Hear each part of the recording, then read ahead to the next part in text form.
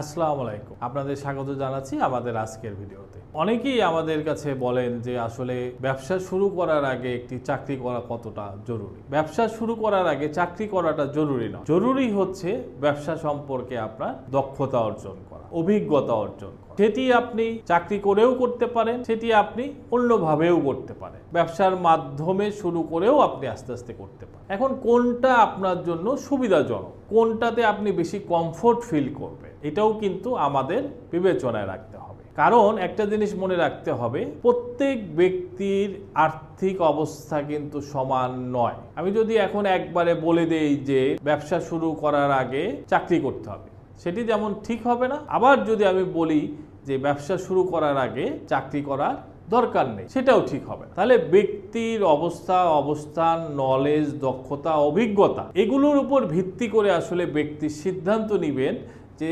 ব্যবসা শুরু করার আগে আসলে তার চাকরি করার দরকার আছে কি আছে না। দক্ষতা এবং অভিজ্ঞতার মধ্যেও কিন্তু বিস্তর ফারাক রয়েছে। আমরা দক্ষতা চাইলে খুব তাড়াতাড়ি অর্জন করতে পারি, কিন্তু অভিজ্ঞতা কিন্তু চাইলেই আমরা তাড়াতাড়ি অর্জন করতে পারি না।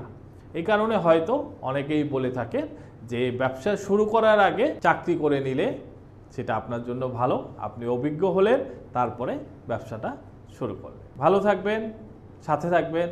ধন্যবাদ।